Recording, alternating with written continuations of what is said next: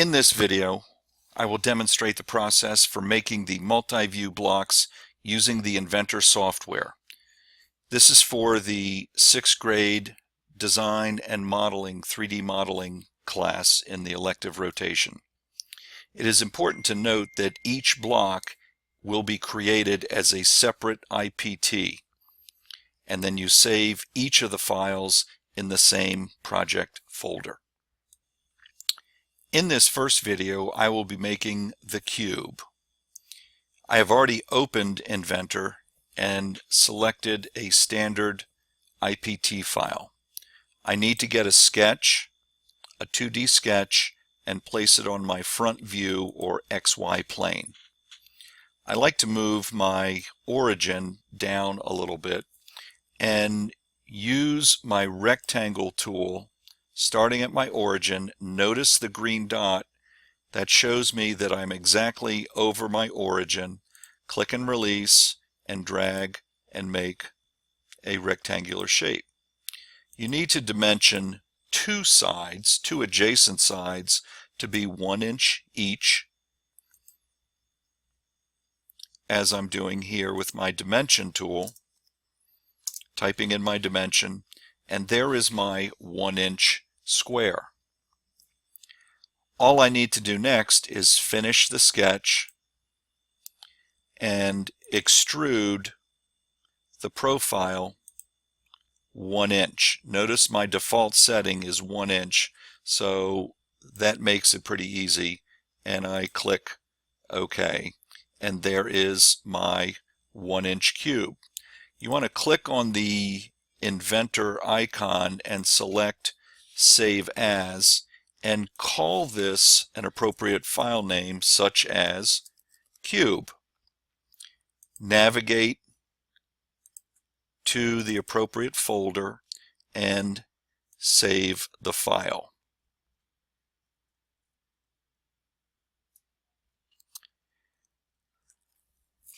I've already started some other files here just in the interest of time, and so this is a standard IPT, and I put a 2D sketch on my front view. And so I'm going to use my line tool. I'm going to start at the origin. Again, notice my green dot, click and release, draw a line, notice the dimensions I'm being shown, and click and release. I then want to come down and form my triangle, and my next endpoint is on the x-axis. My first line went up the y-axis. My hypotenuse is angled across and touching the x-axis, and then I'm going to come back to my origin, getting my green dot, and click and release on there. I'm now going to push escape, and so I've made my triangle.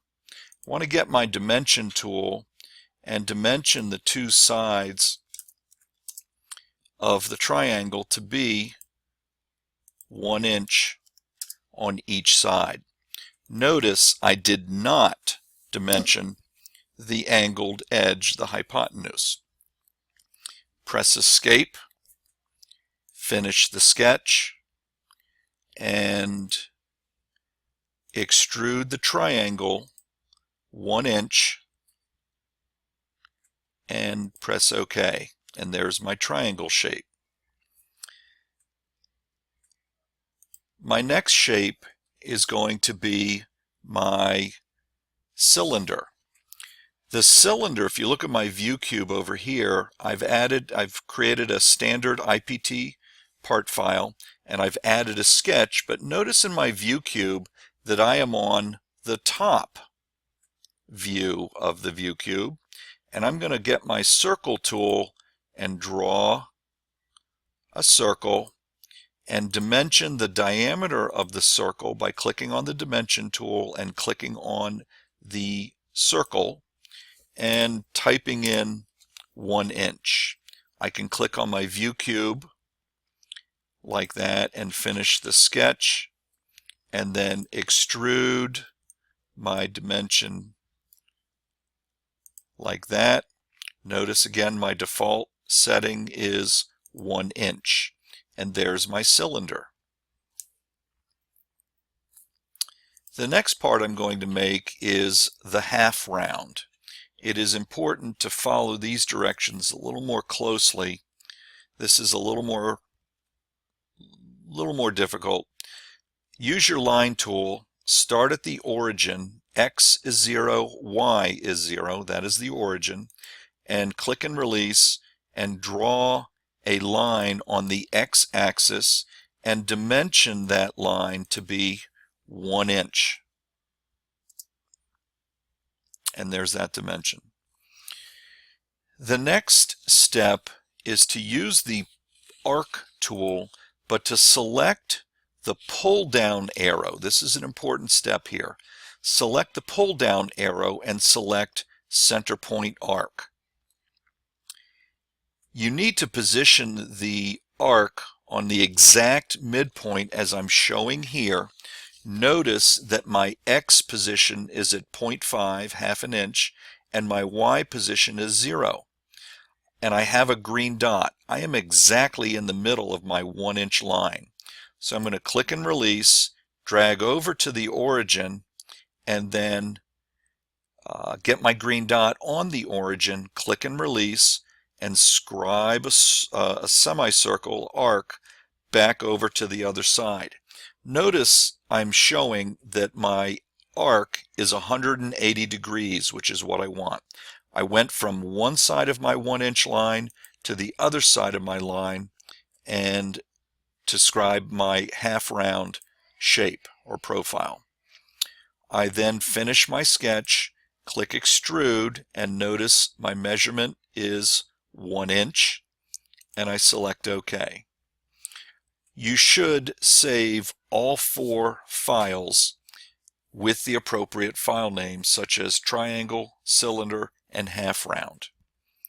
The last piece to make is the whole cube.